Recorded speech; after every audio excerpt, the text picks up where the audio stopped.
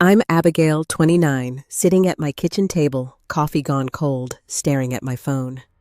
My family's group chat buzzes about a Hawaii vacation, all sunsets and spa days. Then Mom texts, "You're welcome, Abby, but you pay your own way." It stings. I've always been the responsible one scraping by while my brother Ethan gets everything handed to him. Why am I always on the outside? That old high school photo on my fridge mocks me, a reminder of when family felt whole. Have you ever felt like your family put a price on belonging? Share where you're watching from below, and if this hits home, please like and subscribe for more real stories. I'm in my apartment, the glow of my phone screen casting shadows on the walls. It's evening, and I'm still reeling from that group chat. My thumbs hover over the keyboard, and I type, "No thanks, I'll pass hitting send before I can overthink it." Done. I lean back expecting relief, but my chest tightens. I'm Abigail, 29, a graphic designer who's fought for every inch of this life. Paying my own way isn't new, but their casual dismissal cuts deeper than I expected. I set the phone down, trying to shake it off, and wander to my tiny living room. The couch creaks as I sink into it, staring at a stack of unpaid bills on the coffee table. My life's always been about making do, stretching every dollar. Why did I think family would be different? My phone buzzes, and it's Mom calling. I hesitate, then answer, bracing myself. Her voice is all honey, like she's soothing a child. "Abigail, we just want you to value family time. Don't take it personally." I clench my jaw, keeping my tone even. "I said I'm not coming, Mom. I can't afford it." She sighs, long and dramatic, like I'm the one being unreasonable. "You've always been so independent," she says, and I can hear the smile in her voice like it's a compliment. But it's not. It's a reminder that I've never been allowed to need them. I hang up my hands, shaking. Independent. That's code for you're on your own. I think back to when I was 15, saving every penny from my after-school job at the diner to go on that school trip to DC. Ethan got a new bike that year, shiny and red, while I counted quarters. I never asked why, just swallowed it. Now at 29, I'm still swallowing it. I open my laptop to distract myself, and a text from Clara, my coworker, pops up. "You okay? Need help with the logo pitch tomorrow?" I smile faintly. Clara's the kind of friend who notices when you're off even through a screen. I type back, "Just family stuff. I'm good. Thanks for checking." Her reply is instant. "Spill later. You got this." It's a small anchor pulling me back to the present. I'm about to dive into work when another text lights up my phone. It's Dad, blunt as ever. "We booked everything. If you change your mind, Venmo us $2,000. My stomach drops. $2,000. I make decent money, but after rent, groceries, and those bills staring at me, that's a pipe dream. I reread the message, hoping I misread it. Nope. Clear as day. I scroll up to see if Ethan got the same ultimatum. Nothing. Just his earlier jab. "Guess you're sitting this one out, huh?" I picture him grinning, probably already packing his swim trunks, no Venmo request in sight. I stand and pace the hardwood floor cold under my socks. This isn't just about money. It's about being singled out again. I stop by the window, looking out at the streetlights flickering on. A couple walks by laughing, and I feel a pang. I want to belong somewhere to someone, but my family's made it clear belonging comes with a price tag. I grab a glass of water, my throat dry, and sit back down. My phone's still open to Dad's text, and I can't stop staring. $2,000. For a trip they know I can't afford. For a seat at a table where I'm barely welcome. I dig through a drawer, restless, and find an old journal, its pages yellowed. I flip to a random entry from when I was 15, written in my loopy teenage handwriting. Saved $200 for the DC trip. Mom said they couldn't help because Ethan needed new shoes. I got there anyway. I trace the words, feeling that old pride mix with something bitter. I did it then, and I've done it ever since. but why is it always me? Why am I the one who has to prove I'm worth including? Clara texts again, a silly meme about deadlines, and I laugh despite myself.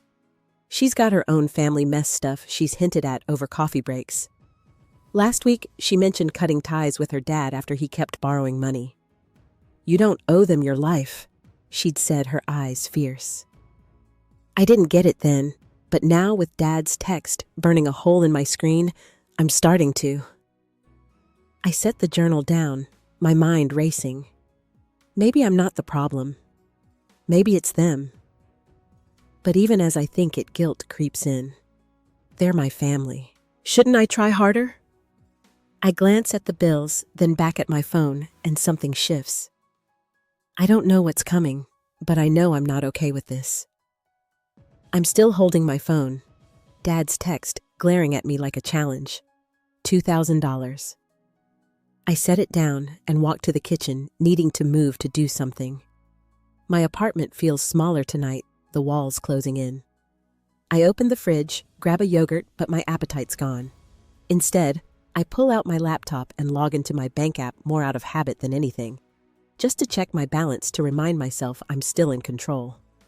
The screen loads and I freeze.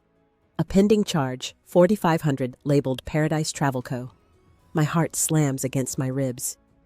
That's not my charge. I click the details and it's all there. Flights, hotels, even a spa package. My parents' names are tied to it, linked to a credit card I forgot was still in their travel account from years ago when I helped pay for Dad's hospital bills. I sit back, my breath shallow. They didn't ask. They just took. I'm Abigail, 29, and I've built my life on trust, on believing family doesn't do this.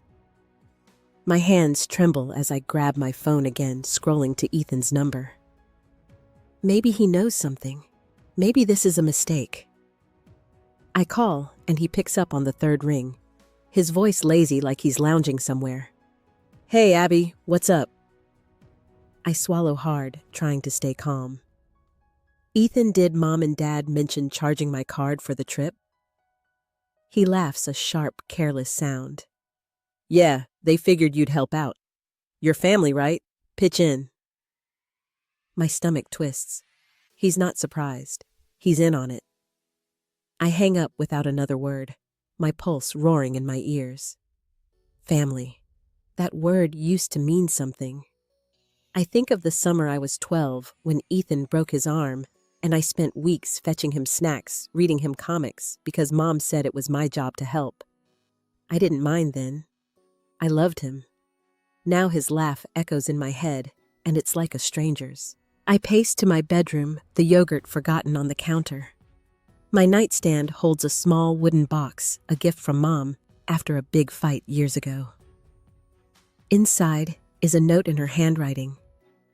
"We'll make things right, Abby. Always." I stare at it, the paper creased and soft from time. It feels like a cruel joke now, a promise they never meant to keep. My phone pings again, this time a notification from Clara. She sent a photo of her sketchbook, a half-finished drawing for our work project. "It's good," she writes.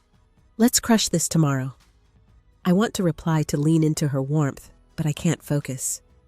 My eyes drift back to the bank app still open on my laptop. $4,500. That's half my savings money I've scraped together for emergencies, for dreams I haven't even let myself name yet. I think of Clara's story, how she walked away from her dad's demands. She made it sound so simple, but this feels like a theft of more than money. It's my trust, my place in their world, stolen without a second thought. I stand and walk to the mirror above my dresser, catching my reflection. My face is pale, eyes wide, like I'm staring at someone I don't know. I think of every time I've let this go, every time I've said, "It's fine, they're family." But it's not fine. I grab a sweater from my chair and pull it on, needing air, needing to think. I step onto my tiny balcony, the city humming below. A car horn blares, and I grip the railing, my knuckles white. Ethan's words play on a loop. "Your family. Pitch in." But family doesn't do this. Family doesn't take what's yours and call it love. I look up at the sky stars, hidden by city lights, and feel something crack open inside me. This isn't just a mistake. It's a betrayal, and I'm not sure I can forgive it. I'm back in my bedroom, the city's hum, a faint buzz beyond my balcony. My laptop screen glows with that $400 to $500 charge, a digital slap I can't unsee. I'm Abigail, 29, and I've never felt so small. I grab my phone and dial my bank, my fingers clumsy. The automated menu drones on, and I'm pacing socks, sliding on the hardwood. Finally, a human picks up a woman named Sarah with a kind but tired voice. I explain the charge, my words tumbling out. Unauthorized. My parents. No permission. She's sympathetic, says she'll flag it, but it'll take days to process, maybe a week. A week, I repeat, my voice cracking. I can't wait that long. She apologizes, offers to freeze the card. I agree, but it feels like bandaging a broken bone. I hang up, sinking onto my bed. The mattress creaks, and I stare at the ceiling, a water stain spreading like my anger. Days. That money's half my safety net, and they took it like it was nothing.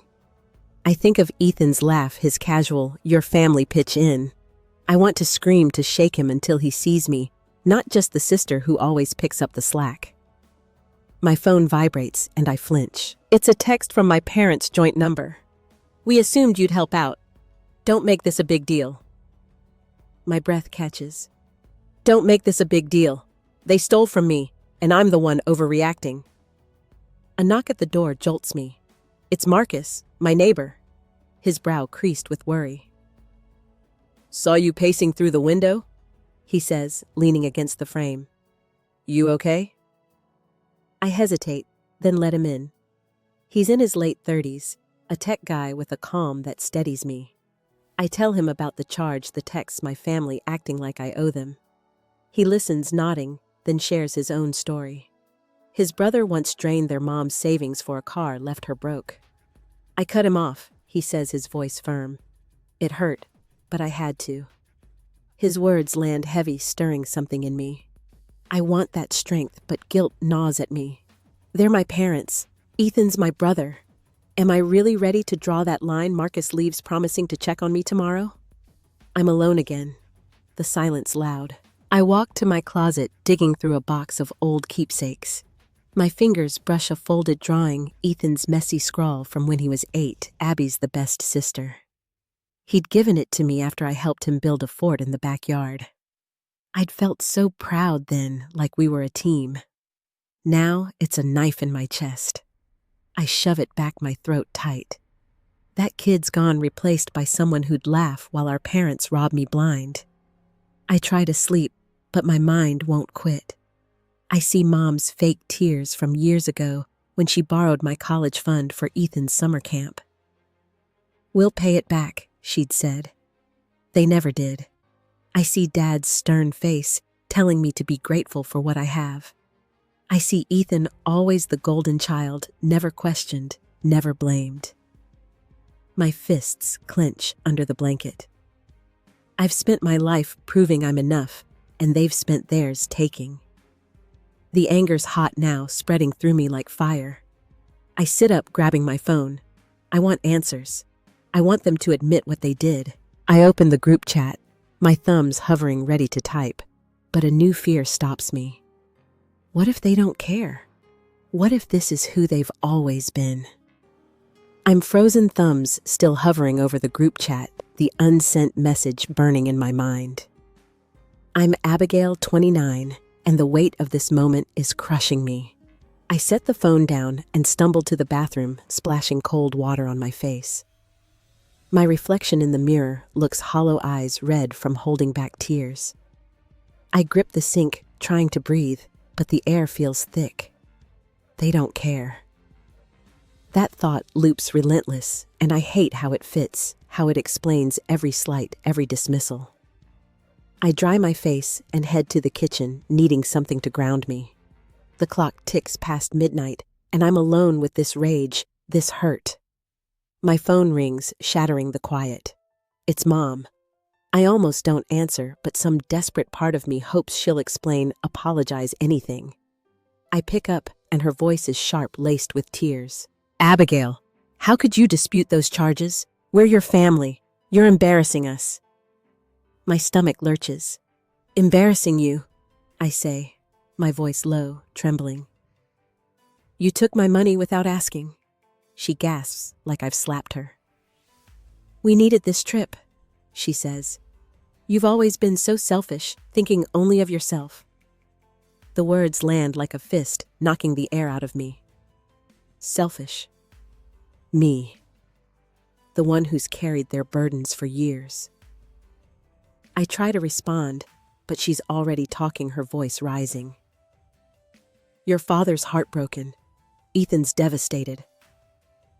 I clench my fists, nails digging into my palms. Ethan's devastated, I snap.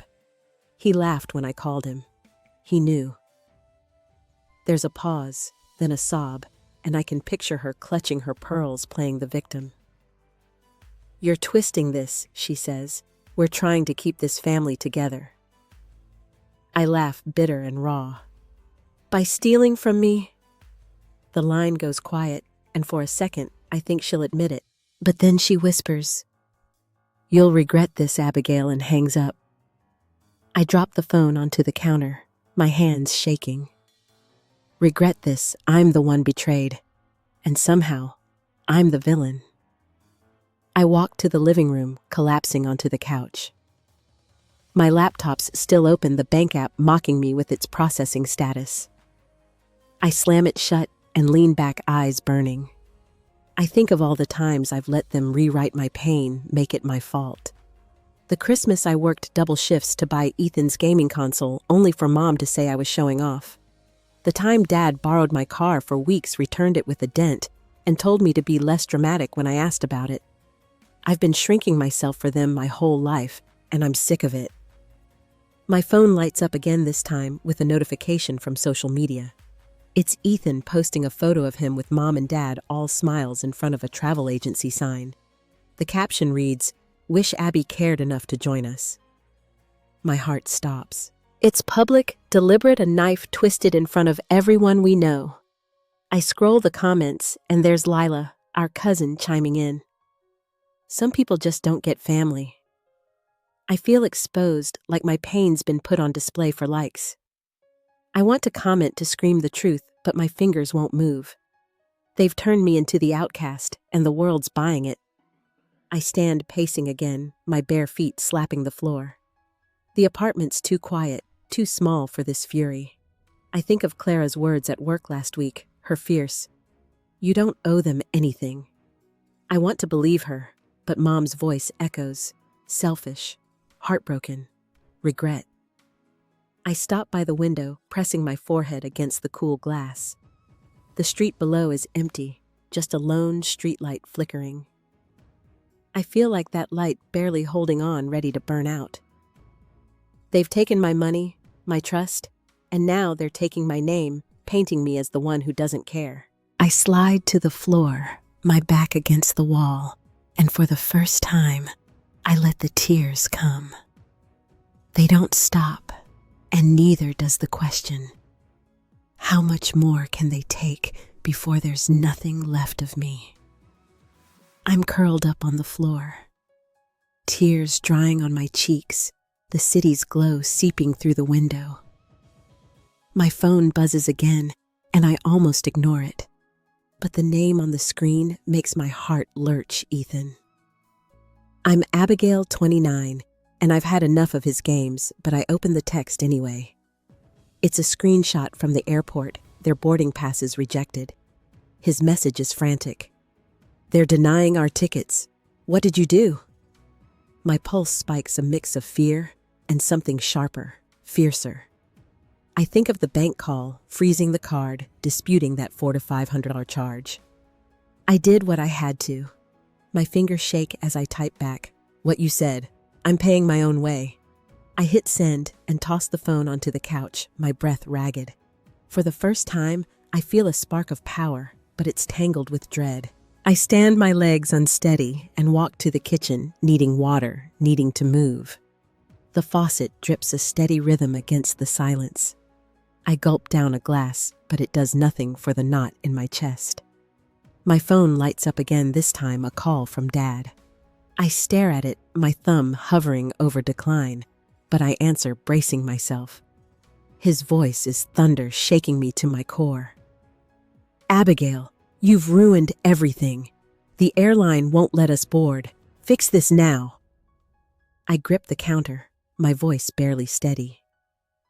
Fix it. You stole from me, Dad. You don't get to demand anything. He laughs, cold and cutting. You're no daughter of mine if you do this to us. The words hit like a blade slicing through years of trying, of hoping. I hang up, my vision blurring, and slide to the floor, the tiles cold against my skin. I'm shaking, not just from anger, but from the truth in his words. No daughter of mine. Maybe I never was. I think of every sacrifice, every time I put them first, only to be pushed aside. My phone pings again, a text from Marcus. Saw a car circling your block. You okay? Check your security. My stomach drops. I scramble to my feet, heart pounding, and open the app for my doorbell camera.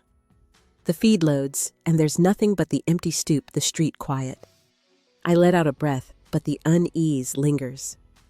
Marcus's warning feels like a lifeline, a reminder I'm not alone, but it also sharpens my fear.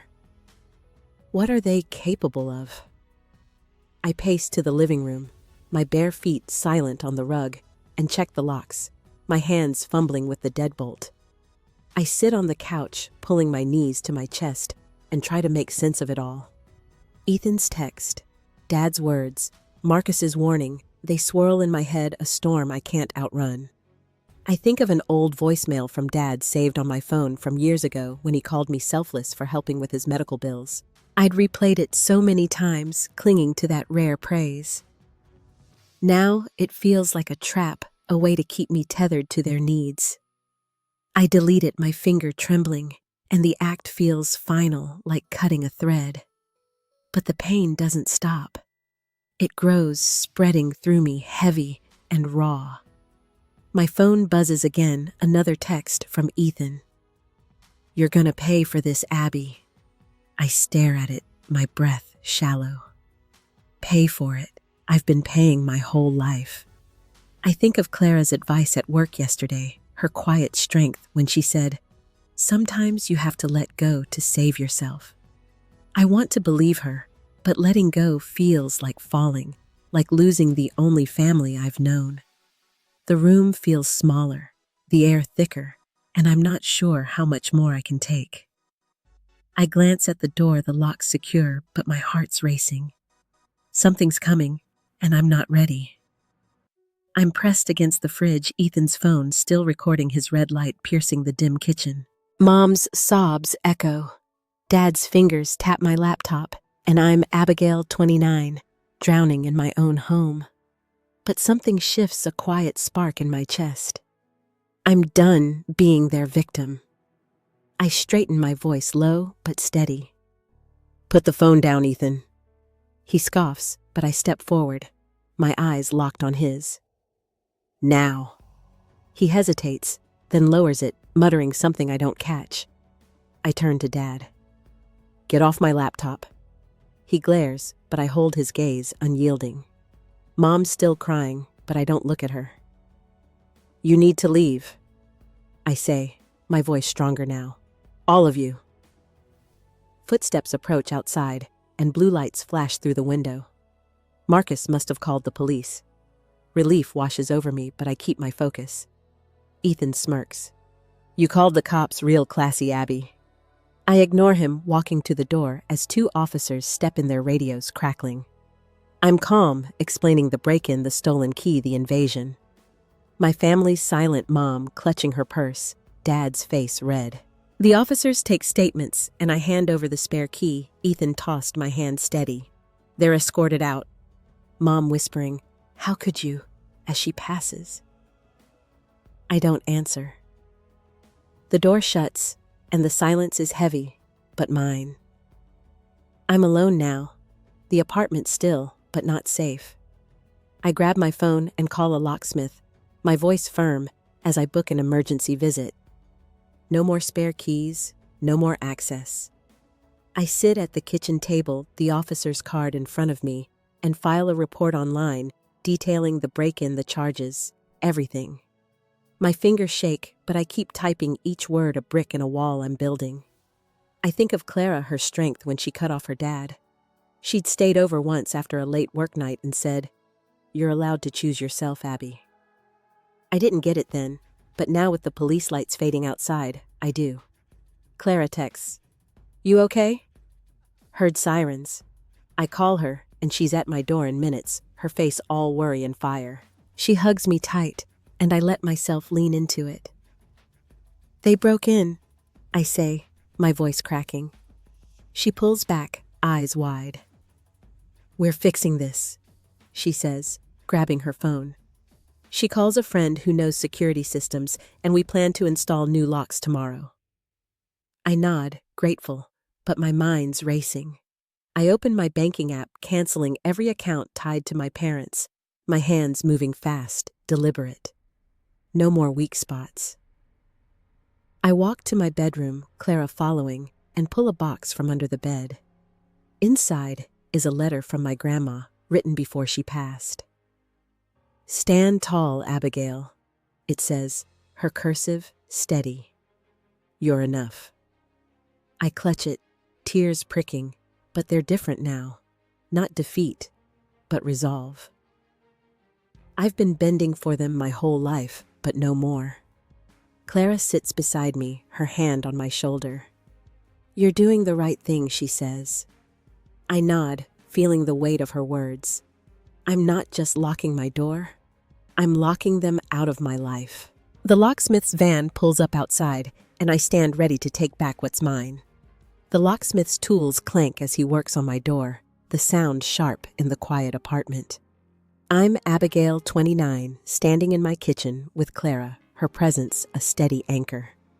The new deadbolt clicks into place, and I feel a weight lift, like I'm sealing off more than just my home. I thank the locksmith, pay him with my debit card untouched by my family, and he leaves the door now, mine alone. Clara's on her phone coordinating with her security friend, but I'm drawn to my desk where a blank notebook sits. I grab a pen, my hand steady, and start writing a letter to my parents. No more calls, no more texts. This needs to be permanent. I write, "Dear Mom and Dad," and pause, the words heavy. I'm done being your safety net. I continue my pen, pressing hard into the paper. You broke into my home, took my money, and called it love. I'm setting boundaries now. Don't contact me until you respect them. Each sentence is a step, a reclaiming of space they've stolen. I think of the nights I stayed up balancing their bills when Dad was sick, or the times I skipped my own plans to babysit Ethan. I've given enough. I sign my name, fold the letter, and slide it into an envelope, my resolve hardening. Clara looks up, her eyes soft but fierce. "You're really doing this," she says, not a question. I nod, sealing the envelope. It's time. She smiles proud, and I feel a flicker of that pride too. My phone buzzes a text from Lila, my cousin Abby. "Please fix this. They're a mess." I stare at it, the old guilt tugging, but I'm not that girl anymore. I reply, "They made their choices, so have I." Then I block her number, my thumb deliberate final. Clara watches, nodding. "You're stronger than you know," she says, and for the first time, I believe her. I walk to the mailbox outside, the night air, cool against my skin. The street's quiet, just the hum of a distant car. I drop the letter in the metal slot clanging shut and stand there, letting the moment sink in. This isn't just a letter. It's a line I've drawn, one they can't cross. I think of the years I spent chasing their approval, shrinking myself to fit their needs. No more. I head back inside, where Clara's brewing tea, the kettle's whistle cutting through the tension. She hands me a mug, and we sit the warmth of the cup grounding me. I pull out my sketchbook, an impulse I haven't followed in months. My fingers trace the pencil, and I start drawing a woman breaking free from chains, her face fierce, unbroken. It's me, or who I'm becoming. Clara peeks over, her eyes lighting up. "That's powerful," she says. "You should show it at the art fair." I hesitate, then nod. Maybe I will. The drawing feels like a promise, a way to channel this pain into something mine. My phone stays silent, no texts, no calls, and for once that silence doesn't scare me. I set the pencil down, my eyes meeting Clara's, and in that quiet, I feel it. I'm not just surviving them. I'm choosing me. I'm in my apartment, the new deadbolt gleaming under the kitchen light. It's been a week since I mailed that letter, since I locked my family out. I'm Abigail, 29, and the silence from them is louder than I expected. My phone's quiet, no texts, no calls, just the hum of my fridge filling the space. I sit at the table sipping tea, the mug warm in my hands. The bank called yesterday, the $400 to $500 charge is reversed, my account safe. I should feel relieved, but there's a hollowness instead, like I've won a battle but lost something bigger.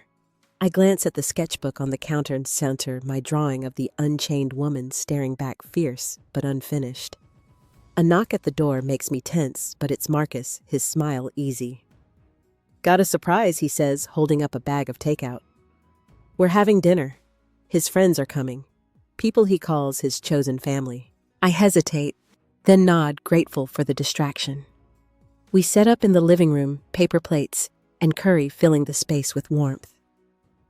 His friends arrive, a mix of laughter and stories, and for a moment, I forget the weight I'm carrying. One of them, Nora, asks about my art, and I mention the sketch, shy but proud. "You've got something special," she says, her eyes kind. It's a small thing, but it lands deep, like a seed taking root. Later, I check my email expecting work stuff, but there's a message from the travel agency. My parents tried to rebook their trip using my name as a reference. The agency blacklisted them, citing fraud. I stare at the screen, my pulse quickening. They didn't just lose the trip. They're facing consequences, real ones. I wait for guilt, but it doesn't come. Instead, there's a quiet satisfaction, like a door closing for good. I think of the years I spent fixing their messes, and now for once, they're cleaning up their own. My phone buzzes, a social media alert. I open it, bracing myself, and see Lila's new post, a family photo, my parents and Ethan at a diner looking strained. Her caption reads, "Some people choose themselves over family." It's a jab, sharp and public, but it doesn't cut like before. I scroll past, my fingers steady, and choose not to reply. The old me would have argued, explained, but I'm learning silence is a choice too. I set the phone down and join Marcus and his friends, their voices pulling me back to the present. As they leave, Marcus lingers, handing me a flyer for a community art show. "Your sketch belongs there," he says. "Think about it." I nod, tucking it into my pocket, the paper crinkling. Back inside, I tidy up the takeout containers stacked neatly. My eyes catch a travel magazine in the trash, one I didn't buy. It's open to a Hawaii ad, the kind my parents obsessed over. I freeze, wondering if Mom slipped it under my door, a last attempt to pull me back. I toss it out, my hands firm, but my chest tightens. Their absence is a victory, but it's also a wound, raw and unspoken. I'm alone again, the apartment quiet, after Marcus and his friends leave. I'm Abigail, 29, standing in my living room, the art show flyer still in my pocket. I pull it out, smoothing the creases, but my mind's elsewhere. I sit on the couch, opening my laptop to check work emails. But a new message catches my eye. It's Ethan, a single line. "I'm sorry, Abby, but you forced our hand." I stare at it, my breath catching. Sorry. It's not remorse. It's blame, dressed up as regret. I delete it, my fingers steady, but my chest aches like a bruise I didn't know was there. I lean back, closing my eyes, and think of the diner photo Lila posted. Their faces, Mom's forced smile, Dad's tight jaw, Ethan's empty stare haunt me. They're not fighting back, not calling, just fading. It's what I wanted, but it feels like losing them all over again. I stand restless and walk to my bedroom, pulling open a drawer. Inside is a small jewelry box, a gift from my aunt years ago. I open it, revealing a thin, silver bracelet I wore as a teen. I'd saved up for it myself, a quiet rebellion against their neglect. I slip it on the metal cool against my wrist and feel a flicker of who I was before them. My phone buzzes a voicemail from an unknown number. I hesitate, then play it. It's Clara, her voice warm but urgent. "Abby, my art show got a spot for your piece. You in?" I save the message, a spark of purpose cutting through the fog. I grab my sketchbook, flipping to the woman breaking free, and add details, a clenched fist, a determined gaze. It's not just art. It's me claiming space. I text Clara I'm in and feel a shift, like I'm building something they can't touch.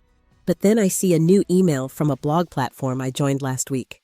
I'd posted about financial boundaries, a raw piece about my family's betrayal. "A reader," Harper commented. "Your story saved me from giving in to my mom's demands. Thank you." I read it twice, my throat tight. Someone out there sees me, understands. It's small, but it's mine, a ripple I didn't expect. I reply grateful, and for a moment, I'm not alone. I walk to the window, the city lights blurring below. My bracelet catches the glow, a reminder of my own strength. But then I think of Ethan's email, Lila's post, the magazine in my trash. They're not gone, not really. They're out there reshaping the story, making me the one who broke them. I press my hand against the glass, the cold biting my palm. I've won back my money, my home, but this quiet, this distance, feels like a theft of its own. I'm free, but I'm carrying their absence, and it's heavier than I ever imagined. I'm walking through a park near my apartment, the late afternoon sun filtering through the trees. I'm Abigail, 29, and for the first time in weeks, my steps feel light. The air smells of grass and damp earth, and I let it fill my lungs, grounding me. My hands are in my pockets, the art show flyer crumpled, but still there, a quiet promise. I find a bench by a small pond, the water rippling softly, and sit watching a duck glide across the surface. It's peaceful here, a world away from the chaos of my family's betrayal. I think of the letter I sent the Locks. I changed the boundaries I set. They haven't reached out since, and I'm starting to see that silence as a gift, not a wound. Clara's beside me, her sketchbook open, pencil scratching softly. We've been coming here after work, stealing moments to breathe, to create. She's humming, lost in her drawing, and I smile, grateful for her steadiness. I pull out a small notebook, not my sketchbook, but something new, where I've been jotting down thoughts, fragments of who I'm becoming. Today, I write about the park, the duck, the way the light hits the water. It's simple, but it feels like reclaiming a piece of myself I'd forgotten. Clara glances over her eyes, warm. "You're writing a lot lately," she says. "It's good." I nod, the words too big to speak. It's not just writing. It's remembering I have a voice. My phone vibrates and I tense, but it's Harper, the blog reader I connected with. She's in town and wants to meet for coffee. I hesitate, then reply, "Tomorrow noon." The idea of meeting someone who gets it, who's walked a similar path, sparks something in me. I think of the thrift store I visited yesterday, where I dropped off a box of old family keepsakes, photo albums, birthday cards, things that once held me hostage. I'd stood in the parking lot after expecting regret, but all I felt was space, like I'd cleared room for something new. The clerk had smiled, saying, "Someone's gonna love these." I hope so, I'd thought, because I don't anymore. A breeze picks up, rustling the leaves, and I close my notebook, tucking it into my bag. Clara's still drawing her focus, a quiet strength I lean into. I think of the years I spent chasing my family's approval, how I'd measure my worth by their glances, their words. Now sitting here, I'm starting to measure it by moments like this, small, real mine. I pull my jacket tighter, the chill settling in, and watch the duck dive underwater, then resurface unbothered. I want to be like that, able to dip into the dark and come up whole. I'm not there yet, but I'm closer than I've ever been. The sun's dipping lower, painting the pond in soft golds. I'm Abigail, 29, still on this park bench, Clara sketching beside me. My notebook rests in my lap, its pages filling with thoughts I'm learning to trust. A kid runs by, chasing a kite, his laughter sharp and free. I watch him, remembering a time I ran like that, unburdened, before I knew what family could cost. Clara closes her sketchbook, stretching. "You're quiet today," she says, her voice gentle. I smile faintly. "Just thinking." She nods, letting it be, and I'm grateful for her ease, her way of knowing when to leave space. I stand, brushing grass from my jeans, and walk to the pond's edge. The water's still, now reflecting the sky like a mirror. I think of Harper, our coffee plans tomorrow, and how her words online made me feel seen. I think of Marcus, his dinner, his flyer, his belief in my art. These people, these moments, they're my anchors now, not my family's fleeting approval. My fingers brush the notebook in my bag, and I pull it out, flipping to a blank page. I write one line, "I'm enough." It's simple, almost too small, but it settles in me like truth. My phone buzzes, a voicemail from an unknown number. I hesitate, my pulse quickening, but I play it. It's Mom, her voice thin, strained. "Abigail, we need to talk. I'm not well." I save it, my thumb lingering, but I don't call back. Not yet. I think of Lila's text about Mom's illness, how it felt like a trap. I'll check later through someone else, but right now, I choose me. The guilt's there, a faint shadow, but it doesn't own me anymore. I slip the phone into my pocket and look at the pond, its surface unbroken. I'm learning to let their chaos stay theirs. Clara joins me, her shoulder brushing mine. "Ready to head back?" she asks. I nod, but before we go, I kneel and pick a small stone from the shore, smooth and cool in my palm. It's nothing special, just a piece of this moment, this quiet. I slip it into my pocket, a weight I've chosen, not one they placed. We walk back the park, fading into dusk, and I feel it, a calm I've earned, not borrowed.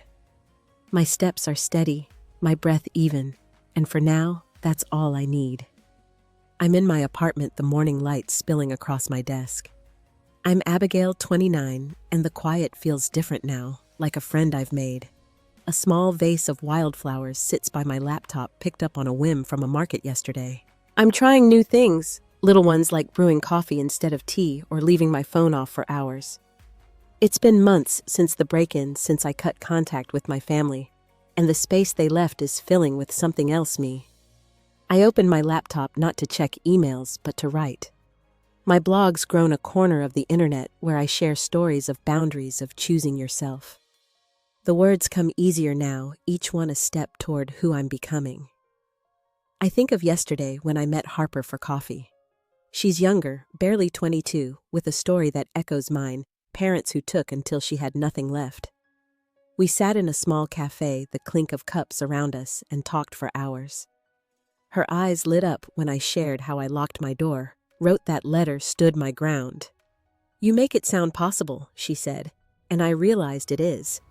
I'm not fixed, not whole, but I'm possible. I gave her my number, told her to call any time, and when we parted, I felt lighter, like I'd passed on a piece of my strength. Clara's art show is tonight, and my piece, The Woman Breaking Free, will be there. I'm nervous, but not the old kind, the kind that made me shrink. This is new, a flutter of wanting to be seen. I spent last night framing the drawing, my fingers careful, the glass cool under my touch. It's not perfect, but it's mine, a story I told without their shadows. Marcus is coming too, bringing his nonprofit crew, and I'm starting to see them as my people. Not replacements, but additions, built on trust, not obligation. I stand and stretch my bare feet soft on the rug.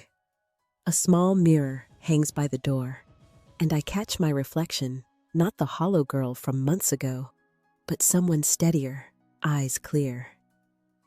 I think of the habits I've built: morning walks, journaling at dusk, saying no without guilt.